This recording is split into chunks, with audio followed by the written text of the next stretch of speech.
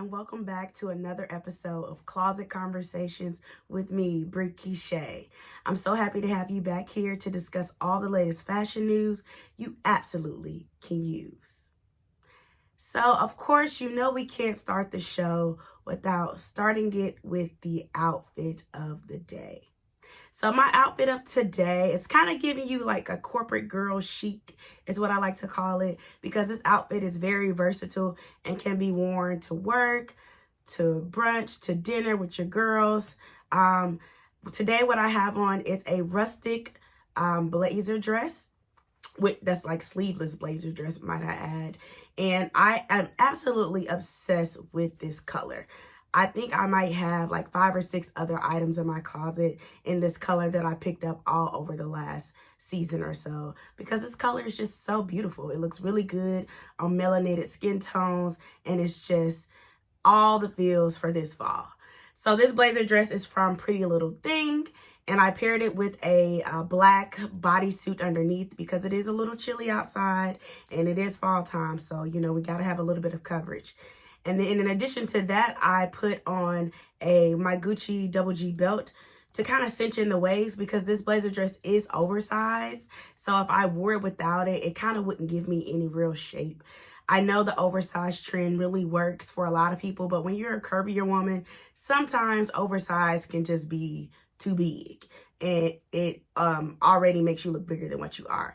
So to kind of continue with the oversized trend, but also making it flattering to my body, I added this belt to cinch in the waist a little bit. And then in addition to that, I paired the outfit with some black suede thigh-high boots that I got from Forever 21.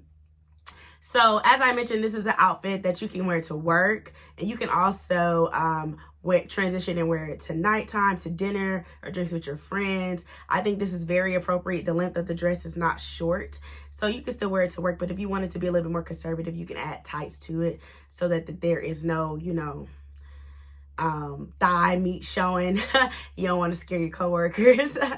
And then you can also put it on with like a classic pump with those tights to make it a little bit more professional. But if you also wanted to show a little bit more skin, you could wear a bootie where you could just have all of your thighs out if you are okay with being a little chillier in the winter months. So without further ado, let's go ahead and get into the first segment of today's show.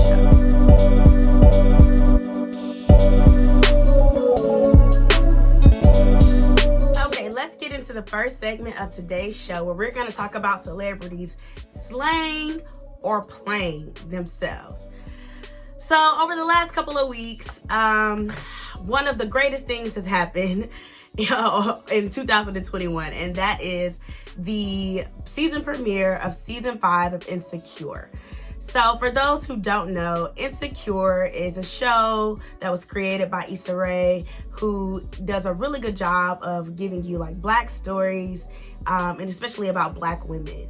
And so season 5 is actually the series finale season. So there's been a lot of anticipation waiting up to this moment. On episode 1, Issa, as well as her friends, revisit their college, Stanford, which, by the way, I did not know they went to Stanford. I've been watching since season 1, and I don't know how I never picked up on that. I don't know if they never mentioned it, but I thought that was really dope that they all went to an Ivy League institution. And 2 of the characters on the show, Molly as well as Tiffany, are portrayed as members of Alpha Kappa Alpha Sorority Incorporated. And so as they journey back to their college reunion, Tiffany on the show, who is Amanda Seales in real life, is wearing a lot of pink and green outfits, a lot of different looks. And speaking as a member of Alpha Kappa Alpha Sorority myself, I would say that they slayed those outfits.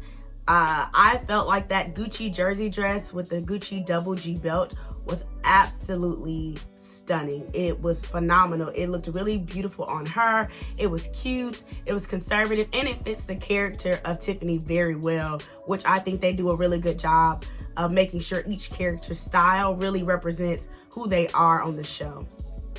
Now, there was a scene which a lot of members of the sorority were a little upset about, and that is the scene where Tiffany has on a cardigan that is an actual paraphernalia of Alpha Kappa Alpha Sorority Incorporated, and it has the shield in it, which they tried to cover up with her hair.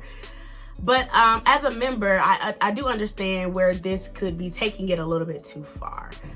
It's definitely okay to depict a character in these type of situations, but when you put the physical paraphernalia on there, it kind of can be seen as disrespectful to people who are members and who have pledged their lives over to the sorority.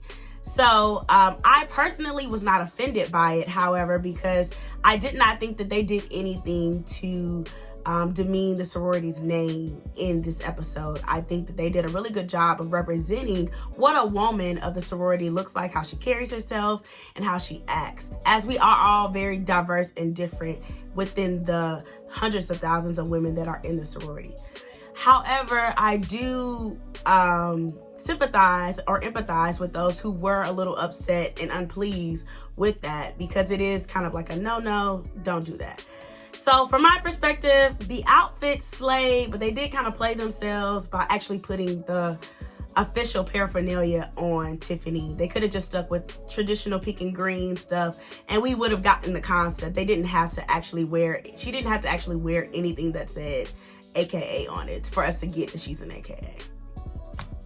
Okay, so moving right along. Okay, next on Slayed or Played, we have rapper Cash Doll. So for those who don't know, Cash Doll is a female rap artist who is based out of Detroit. And she recently revealed that she is pregnant and expecting a child. And so last week she posted some gender reveal photos and maternity photos. And she got a lot of backlash for those. So she had a great idea, because she is from Detroit and a huge basketball fan. She actually used to play basketball, I believe, that she would have a maternity shoot at the arena that the Detroit Pistons play out of. Which I thought was a really cool idea and a great concept, because she loves basketball and because she's from Detroit, and in addition to that, because she's having a son. That's what the pictures were to announce that it's a boy. So I thought, okay, that's a great concept.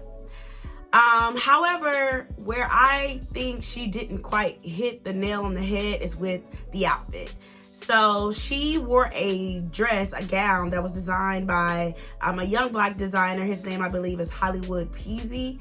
And it was like a dress that had a lot of different Detroit Pistons logos on it. So it was to pay homage to the Detroit Pistons, which I understood. The dress is actually, like, the fit of the dress was beautiful on her body. I just didn't really like the fabric choice and you know, the idea of putting the Pistons on a gown, because it was like a gown.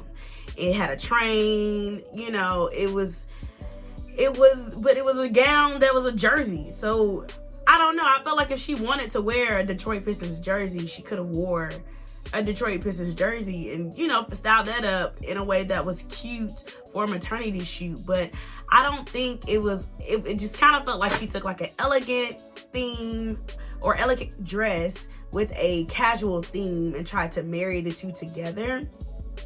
And it just wasn't quite clicking, because she even had poses with the basketball where she was laying on the ball.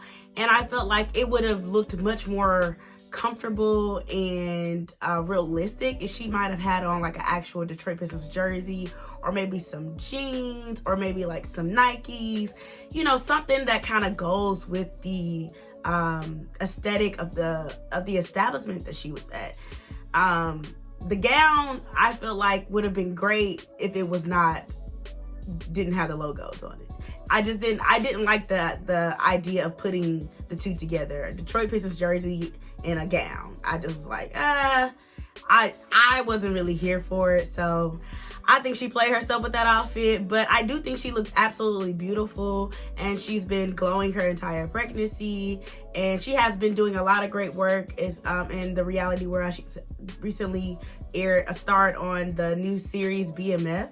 So she's out here getting her coins and, you know, becoming a mother. So I'm here for it, and I do celebrate her for that. But for that dress, it's enough for me. So I'm hoping when she has the baby shower, she come up with something a little bit better than that, because I, for one, was not here for that outfit. And lastly, on Slayed or Played, we have the model Tabria Majors. So a lot of you may not know who Tabria is. She is a plus size model for a numerous amount of brands. If you've ever shopped on like Fashionnova, Pretty Little Thing, Fashion and Figure, any of these fast fashion brands, you have seen her face for sure. And so every year, at least I've recognized for the past few years, around Halloween time, she does a tribute to an artist where she like recreates their songs, their music videos, and really goes like full out production for the moment. So last year she did Beyonce, which everybody completely went crazy over. This year she paid homage to Ciara. And when I say nailed it, she nailed it. She did everything exact to the T. Every outfit, every choreography move, the hair, everything about her recreating Ciara's very known music videos and songs. She did it phenomenally. And it was also right around Ciara's birthday, so she did it as a tribute to her birthday and for Halloween. But I am absolutely here for it. I'm going to insert a clip so you guys can take a look at some of the beautiful things that she did. I think the one that I love the most is Promise, because Promise is a video that I will always know and love from when I was younger. And I think the scene in the Promise video when Ciara is on the microphone and she leans and comes back up, I always wanted to know how she did that. So Tabria actually showed us some behind the scenes of how she was able to do that as a curvier woman, where somebody was actually holding her as she went up and down the microphone. It was phenomenal. The amount of effort she put into executing that production was amazing, and I was all the way here for it. She completely slayed that entire scene. So Tabria, keep it up, girl. You are killing it in the world of fashion and just as a creative person in general. Okay, so let's move on into the next segment of the show where we're going to talk about what's trending. So if you haven't been under a rock, I'm sure you've heard of the brand Telfar. So I will be honest and say that initially I was not a huge Telfar brand supporter. Until this day, I still don't own any Telfar bags. However, over time, as many of us, I've been heavily influenced by the culture, and now I do support them. I think initially I just wasn't as enthused by their handbags in general. I do think that the amount of colors that they come in is phenomenal, because they literally have a color for everything, and some very, very pretty colors as well. And I think that's what attracts me to them. But like the actual design and craft of the bag, I'm not a huge fan of. I do think the materials aren't that luxurious. So I mean, I do understand the price point because the brand is popping, and they're probably gonna go up on their prices if they haven't already soon, because you can hardly get a bag. They sell out within seconds. And recently they announced their new collaboration with, I believe it's Moose Knuckles, and they are launching a whole line of puffer style items. So they have puffer bags, puffer jackets, puffer pants, puffer, anything you want, you get it. And when I saw this, it literally just brought like a lot of nostalgia to me, just thinking about like when I was in high school and middle school, and we all used to have like a black puffer jacket going to school. It was like the thing, like if you didn't have a black puffer jacket, what were you wearing? Like, we weren't wearing pea coats back then.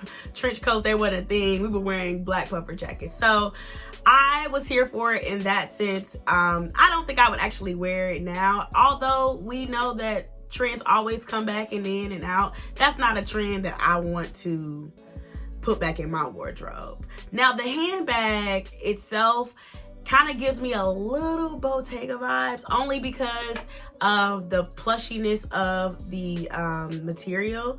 So Bottega does a really good job of like making like really soft and plush handbags that are kind of like fluffy. And I think this Telfar bag, even though it's not like necessarily inspired by Bottega or anything, I do think it kind of gives me a little bit of Bottega feels with the way that it's designed. So the collection is out. I'm always going to tell people to support a Black business. They've been doing a great job of being creative and constantly putting out new things and being intentional about their collaborations as well. So for that, I'm here for it. I probably won't be buying it myself, but I'm pretty sure that you're going to be seeing many people walk around with one of those new Telfar bags very soon. So next on the what's trending list is Hanifa. So Hanifa is a brand that was created by a woman, an African woman, I believe. I can't remember what part of Africa she's from, but she created this label, I believe, like not even 5 years ago, I don't think, and has really hit the fashion scene hard. She's been featured in magazines like Vogue, Fashion Week, like I know Anna Wintour went to like one of her fashion shows. And if you know anything about Anna Wintour, if she's coming to anything that you're doing, then you're on the right path. So Hanifa has been around for a few years, and I think I first came in contact with the brand maybe like 2 years ago when she dropped those long sweater cardigans, and I kept seeing them on so many people, and I was like, oh my God, where's everybody getting this really thick plush sweater cardigan from? And I realized it was from her, and I've been obsessed with the brand ever since. So recently she just dropped her first footwear collection, and she has two shoes, or two different types of shoes that come in multiple colors. But she has a sandal heel that is really cute and does give me Bottega vibes. And she also has like a leather boot. And both shoes I feel like are very on trend with the times. They have a square toe, and the boot has like this unique little feature across it that kind of alludes to like a strap, but the boot is fully covered. So I think it's a cute little piece to addition to the shoe that kind of just gives it a little bit more flair. The boots come in black and white, and I think the sandals come in white, a green color, and a brown. I definitely feel like Hanifa is a brand that knows how to do quality really well. When she drops her collections, she doesn't drop a lot of items, which to me really indicates that she is putting a lot of thought into the pieces that she's putting out there, and takes a lot of time to develop them. I have purchased a dress from her before, and I absolutely love the dress, and it's worth every penny. It was really well crafted, so I have no doubt that the footwear is any different. I'm definitely interested in purchasing the brown sandal heel because I think they're really cute, and brown is definitely something that's trending this fall and will be trending for much more time to come. So I'm here for it. I believe the collection is called Zeta and Zoe. I would definitely tell you guys to go out there and check them out. She sells out of her stuff really quickly as well. So a lot of times she does offer like pre-orders, which is helpful in case you want to get something and it's not necessarily in stock. But if it is something that you would like, and I think her pieces are going to be worth a lot of money, because I do see this as a brand that's going to continue to expand and elevate. And I think price-wise, she's only going up from here. So my advice would be to invest in her stuff early, because I think she's going to be one of those known household brands from a Black designer's perspective. And I think she's doing a really phenomenal job. Okay, so let's get into the Ask the Expert segment of the show. So I put a poll up on my Instagram, Brie_Quiche. If you're not following me, make sure you do. And I asked people for any style advice that they would like from me. So one of the questions that I got this time is, how do I put outfits together? And I think that this is a really good question that can take some time to deep dive into. And it might be worth me even creating a whole segment about it. But I'll say this, at a high level, I always start with a piece that I know I really want to wear. So like for instance, with this blazer dress, I knew I wanted to wear this. I really liked it. And I wasn't quite sure what shoes I was going to wear or how I was going to style it up. So the first thing I did when I tried it on, and I was like, okay, how does this look on me and my body? So one, I assess how the outfit or item looks on my body. And then two, decide how can I elevate it. So like I told you guys, this dress is an oversized dress. So I knew that it wasn't going to be very flattering on me unless I did something to kind of like accentuate my waist so that you can see like my hips, and it'll make it a little bit more flattering. So that's when I was like, okay, well, I'll pair a belt with it.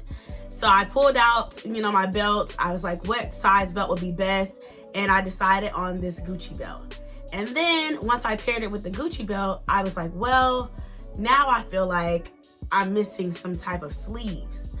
So I was like, okay, I need a bodysuit to go underneath here, or some type of shirt to go underneath here so that it kind of flows well from top to bottom. And in addition, because it's getting a little chilly outside. So I put a bodysuit on underneath it. From there, it was about deciding my shoes. So like I told you, there's a few different ways you could go with the shoe option. It just really depends on where you're going. One, where you're going. Two, how comfortable you want to be. And three, how much does the shoe really make or break the outfit? With this outfit, the statement is the dress, not the shoe. So the shoe just really needs to be something that matches. Now, if it was something where this outfit was like all black and the shoe, I needed something to kind of really make it pop, then I would be a little bit more specific about the kind of shoe. But in this case, I knew I was going to wear some sort of boot. So it was just a matter of deciding that I want to do a thigh-high boot or a regular bootie. And for the purpose of this, I wanted to do thigh-high because I like the way that it looked with this. Now, the last thing that I think a lot of people forget when you're putting a look together, because there's a difference from an outfit and a look. A look means you thought about hair, you thought about accessories, you thought about all of that. So I did decide to wear a stud earring instead of dangling earrings, but I tried out a couple of different options. So I also always do that based on what I feel like my hair is going to be. So because I decided to kind of swoop my hair over to one side today and put it in a braid, I was like, okay, I could do a bigger earring, but then I won't be able to do a necklace. And for me, it's always one of the two. It's either a big earring or a statement necklace. I never do both because I feel like that's just too much. I'm a very simplistic person when it comes to jewelry, especially like from the neck above. I don't think you need to do a lot because then it just looks like it's clashing. So once I decided on how I was going to do my hair, and I decided to do my hair this way because my hair color is kind of matches the dress. So I wanted to feature my hair as well with the color of the dress. So I swung it over to one side, braided it, and then I was like, okay, let's talk about earrings. So I first put on some hoops. And I was like, this is kind of cute, but then I felt real naked right here. And I was like, well, let me just try to put on a necklace, see if I like that better. And so ultimately, it's really just taking your time to go through each step of the process. You have to first identify something that you really want to wear. Two, figure out what you're going to pair with it that will bring it cohesive. Three, so identifying what you wear to make it cohesive includes making sure you first identify where you're going. So if you're going to work, it needs to be work appropriate. If you're going to get drinks, it needs to be drink appropriate. Going to date night, it needs to look like a date night outfit. So once you figure out where you're going, then you can figure out how to style it together. And then lastly, don't ever forget the hair and the makeup and and what that's going to look like, because that plays a huge factor into bringing an entire look together. Because if my hair was looking crazy, then the whole outfit probably wouldn't look good at all. So that's how I typically go about putting a whole outfit together. Let me know if you want me to dive into that a little bit deeper, and I can kind of do a whole separate segment on that and give you a little bit more ideas. So that concludes today's portion of the show. I want to thank you all so much for tuning in to another episode of Closet Conversations with me, Quiche. Be sure that you're following me on all social platforms at Bree_Quiche on Instagram, Quiche on TikTok, and Brianna Bennett on Facebook. I'll be uploading videos every other week, so be sure you tune in to my YouTube and subscribe to my channel so that you don't miss a beat. Have a great day.